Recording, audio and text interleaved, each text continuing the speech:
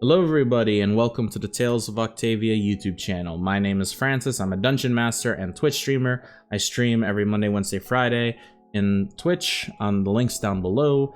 And today's video is about Roll20 basics. So I'm going to be walking you through Roll20, how to use it, some of the features. As always, if you have any questions about anything that I'm going to be talking about, feel free to jump in my Twitch chat. We hang out and just chatting, play some games, and maybe paint a few minis. Before we get started, I want to let you know that this is by no means a sponsored video. Roll20 is not sponsoring this.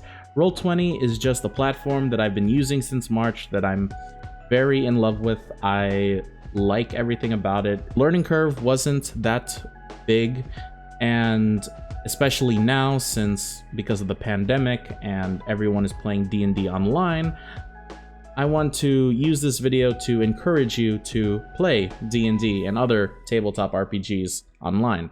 So let's get started, shall we? So once you create an account and make a game, you declare what kind of game that you want to make, and once you launch said game, you will have this screen. And this screen is your virtual tabletop. First things first, I want to talk about is the page settings, because honestly, I think it is the most underrated, important aspect of said Roll20. So you have a page here, and this is your page settings. So I like to think of it as like working in Photoshop. And if you've never worked with Photoshop before, this is like video sizes or your aspect rating. Kind of like a Word document where it's 8.5 by 11, aspect ratios 1920 by 1080, so on and so forth. That is your page size. So you could have vertical portrait pages if you wanted to. You could have landscape, and that's pretty cool. You can also choose your background color, and you have grids that are worth how many feet. It could be 10. 5 feet is usually the standard, especially for D&D. We're going to enable the grid, and I usually leave all of this the same except for changing the colors, and I'll get to that in a sec. But Fog of War basically means that you are hiding the entire map from your players unless you personally reveal them to your players. Fog of War is really good if you are running a huge dungeon that you need to hide players from, like all the rooms and such.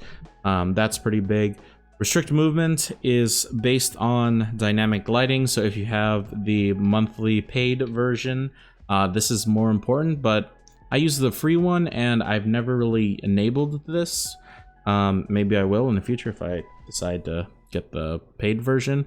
And play on load refers to the music that you're going to play. Yes, Roll20 you can load all of your music into Roll20 and play from Roll20. What I'm going to do in this video is I'm going to make a simple cave map. So what I like to do for that is I like to make my background a black, and I like to have my grid color be white. Next, I want to go over all of these tools in the top left corner here. First, you have your selector tool, which is self-explanatory. Your pan view, so say you zoomed in all the way on a specific token, you can just drag all over. Next, the most important is your layer tab, and you have your map. If you go back to my Photoshop example, maps and backgrounds are your lowest, your objects and tokens are at your highest point, and your GM info is completely different. Your map is your meat patty, your objects is your lettuce, tomato, onions, pickles. Your GM info is your fries or your slushy. So that's going to come into handy when we make our map. Next, we have the draw tool, which you can draw shapes, you can draw circles, you can freehand it, click with polygons, text. Then we have our zoom. This is another way to zoom in. So if I clicked on this and if I wanted to zoom in all the way to 200, I can. To 20%, I can. It's just another way to zoom in. Next, we have our measurement tool. So say you're not sure if this fireball would be in this person's range. You can click on it, and depending on the center or the corner, you can decide how far you want. So say it has a 30-foot range, and yeah, this is your 30-foot range measurement tool. And now we have our Fog of War. This tool is really only useful if you have the Fog of War enabled, like we saw in the page settings. But what you can do is reveal areas as your players are walking into them. And that's what I do. Finally, we have Initiative, which you can, once you have your tokens, which we'll get into a second, your turn order lets you decide your initiative, and it's broadcasted to everyone, so everyone knows who's going when, and you can manipulate that as you wish. And finally, we have our dice roller. So say I wanted to roll, I don't know, a magic missile, which is 4d4 plus 1, right? Or 44 plus 4. I can go to my comments or my chat, and I can see that I am rolling 4d4 and I got a 12, which is pretty dang good. So it's an auto roller, and that is basically the tools. Now let's go over this right hand side, because there's a lot of neat things that you can do over here. First thing is your chat. You have initial commands. You can roll and input the math in Roll20 if you want to, and you could also whisper to a player. That's always pretty fun. The next is your tokens and your maps area. So this is the part where it's really nitty gritty, because it can really take some time.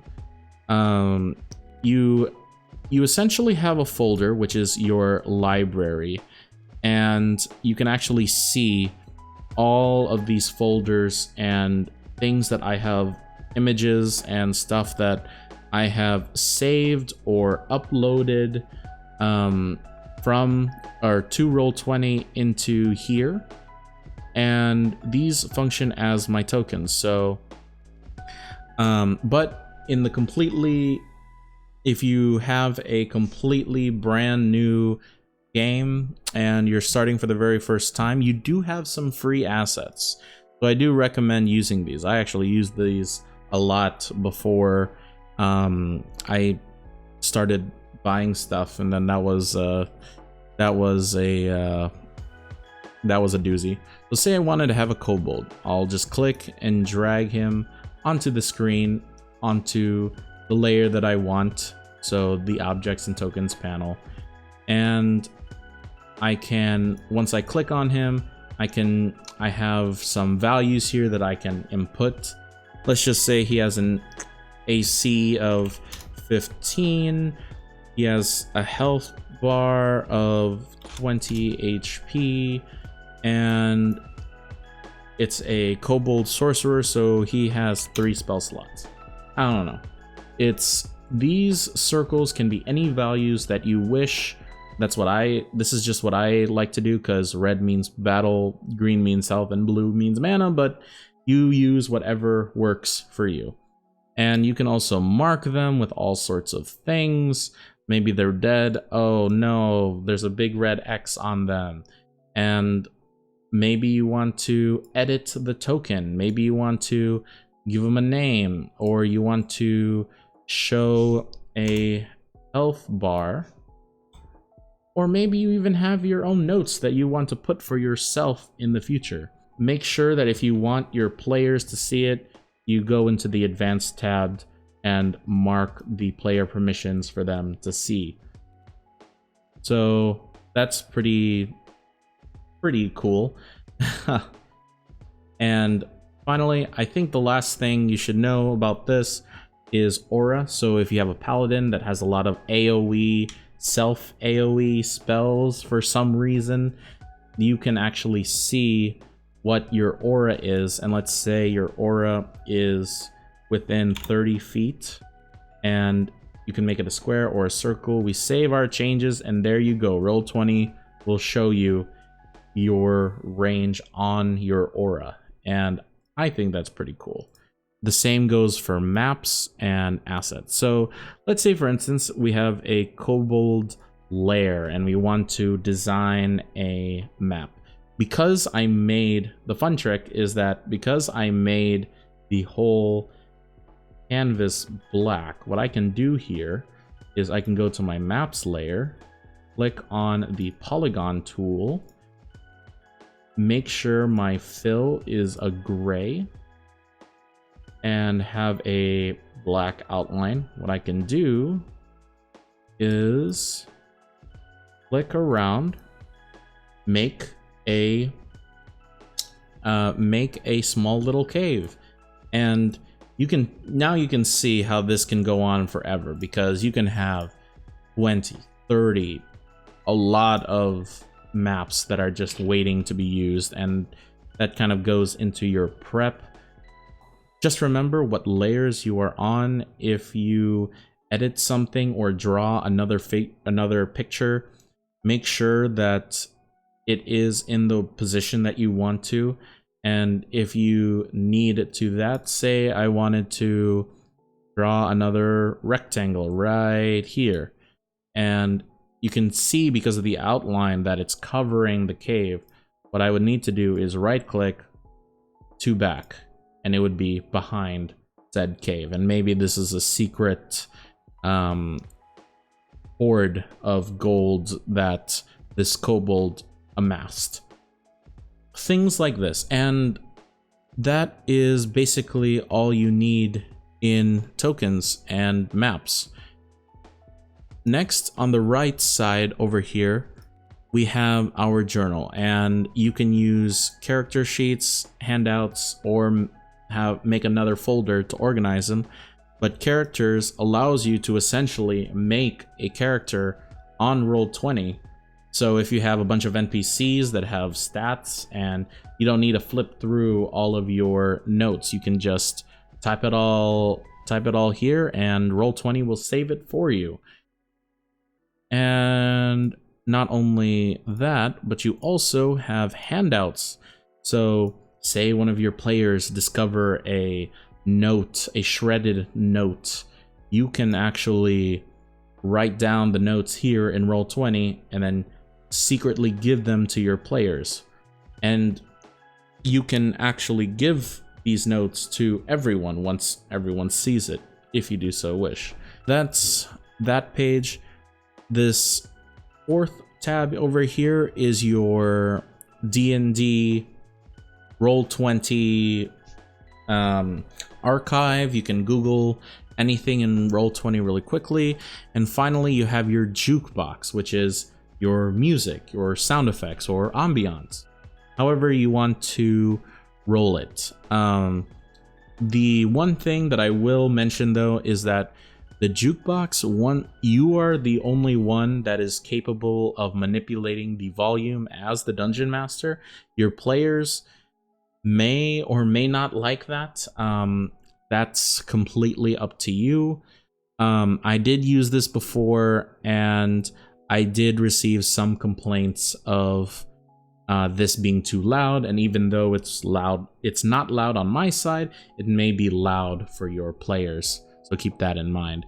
And finally, you have macros, and honestly, I've never used macros, but what you can do with that I know of in macros is you have a playing card here.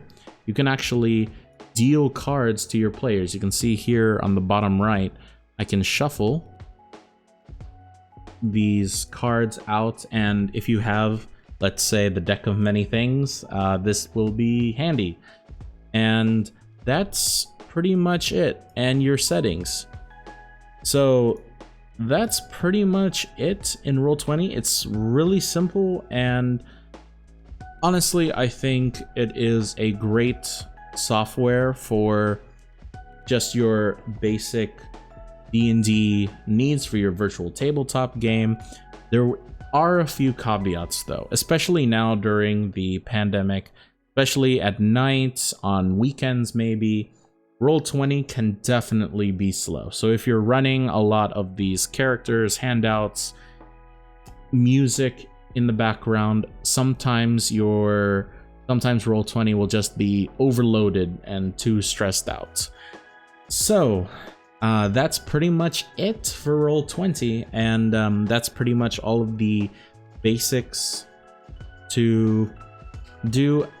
Maybe I went a little bit fast, and maybe in the future I'll do a more advanced tutorial. But if you enjoyed this or find value in it, please leave me a like. It helps me out in the YouTube algorithm and pushes my content further so more people can see this.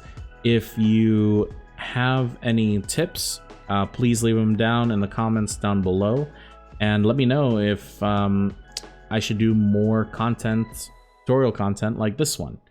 And as always, I hope you have a fantastic day, and I will see you in the next video. So, bye guys. Yay. I got an issue. Oh my god. Why do I feel like this was an optional thing that we didn't have to fight them? This was probably we could negotiate and talk with these people. Better safe than sorry. True. There is no negotiation, there is only death. Last time we tried negotiating, we got bonked.